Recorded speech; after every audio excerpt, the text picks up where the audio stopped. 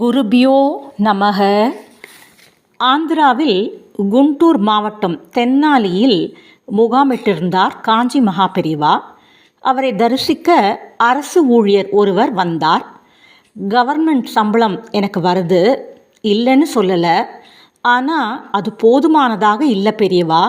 வீட்டு செலவுக்காக அடிக்கடி கடன் வாங்குறேன், நிம்மதி இல்லாமல் தவிக்கிறேன் என்றார். ஓ, இதுதானா விஷயம் என்றவர், சரி, மாதம் குடும்பத்துக்கு பணம் போதுமானதா இல்லைங்கிறியே, உன்னோட மனைவி குழந்தைங்க வெறுப்பாக நடந்துக்கிறாளா என கேட்டார். பணம் இருக்கோ இல்லையோ, என் மீது அன்பாக இருக்கா, அதில் எந்த குறையும் இல்லை.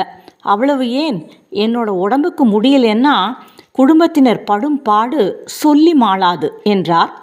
புன்னகைத்தபடி மகாபெரிவா, சரி, கொஞ்ச நேரம் அங்கேயே உட்கார்ந்திரு என்று கை காட்டினார்.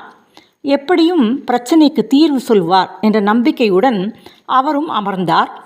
அப்பொழுது பணக்காரர் ஒருவர் மனைவியுடன் வந்தார். கூடை நிறைய பழங்கள் பூக்கள் கொண்டு வந்தார். ஆசீர்வதித்த சுவாமிகள், என்ன விஷயம் என ஜாடையாக கேட்டார். என் கஷ்டத்தை சொல்லி ஆசி வாங்கலாம்னு வந்தேன்.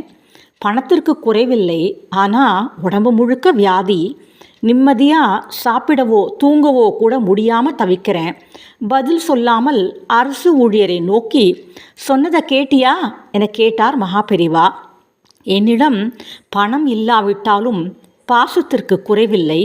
இவரிடம் நிறைய பணம் இருக்குது, ஆனால் நிம்மதி இல்லை. நான் தேவலை போலிருக்கே என எண்ணியபடி எழுந்தார் அரசு ஊழியர். பெரியவா, நான் நன்னா இருக்கேங்கிறத புரிஞ்சுட்டுட்டேன். குடும்ப செலவை கட்டுக்குள்ளே கொண்டு வர பார்க்குறேன். குடும்பத்தினர் என் மீது வச்சிருக்கிற அன்பு போதும். என் குடும்பம் ஒரு கோயில் என வணங்கினார்.